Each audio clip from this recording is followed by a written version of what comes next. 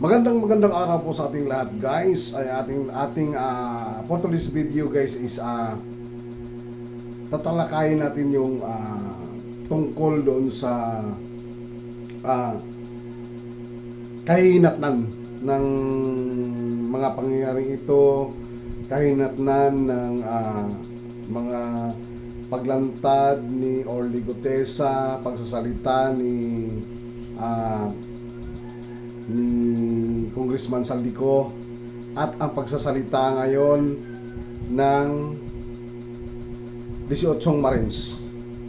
Actually 22 daw yun sila, mayroon pa daw 12, so ibig sabihin 18 plus 12 is 30. So 30 pala yan sila lahat, no?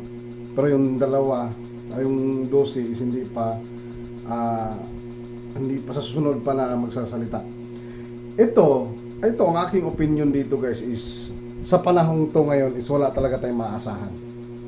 Kasi pinaghandaan ng husto ni BBM Pinaghandaan niya, naglagay siya ng tao sa Senado, yung Soto at saka Lacson, kanya yan. Naglagay siya ng tao sa Ombudsman, si Rimula. Tapos mayroon din siyang tao sa Kongreso. So itong big time scandal, big time scam, big time nanakawan sa pundo ng bayan is, sa administrasyon na to is wala tayong maasahan. Kasi hawak nila lahat ng alam ko yung Korte Suprema lang yung hindi nila hawak Pero yung DOJ, Ombudsman, Kapulisan, EEP, alam ko hawak nila lahat yan. So sa panahong ito wala tayong maasahan na mangyayari, gawa ng pinoprotektahan nila yung kanilang pinakapinuno, no? Saka busog sila ngayon, busog talaga sila, kaya hindi sila kasi busog sila. Tag-ilang malita ba naman yung dinideliver sa mga bahay, no? Tag-ilang malita ba naman, syempre gagawin nila ang lahat na maprotektahan yung pinaka-founder nila.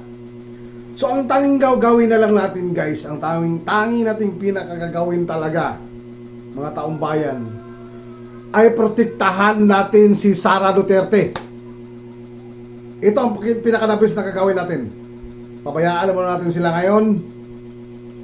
Ang gagawin natin is protektahan natin si BP Sara sa panahon na to, na hindi gawa natin ang paraan, na hindi gugulong impeachment niya, na hindi makarating doon sa Senado, na hindi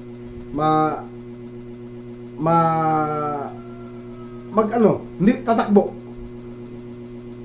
Yan ang bantayan natin, pigilan natin na hindi tatakbo ang kanilang impeachment para umabot si Sara sa 2028 election. Kasi ganito yung aking pananaw, guys. Once na mapagtagumpayan nating mga mamamayan na maprotektahan natin si Sara, pagdating ng 2028, guys, is maipanalo niya ang presidential race. So tinitiyak ko rin sa inyo na ang magiging pinuno ng Senado, maging pinuno ng Blue Ribbon Committee, maging pinuno ng Speaker of the House ay sinisiguro ko na kalyado ng administrasyon. Sinisiguro ko sa inyo yan. So pagdating ng panahon na yan, guys, doon natin bubuhayin lahat ng mga kaso na ating isinampa sa Ombudsman, no?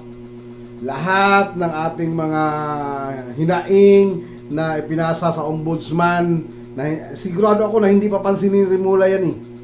Hindi niya papansinin yan. Tuta yan siya eh. Ng pinakapinuno eh.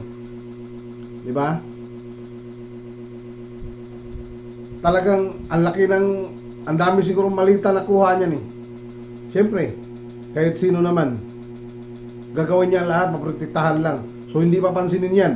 Wala tayong maaasahan ng mga ganyan sa panahon na to. Ang tanging maaasahan natin guys is protektahan natin ang kandidacy ni Sara. Protektahan natin si Sara na hindi gugulo yung kanyang impeachment.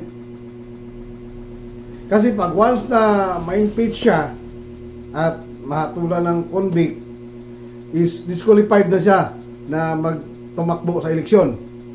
So ito ang bantayan natin para pag manalo siya, doon natin bubuhayin ang lahat.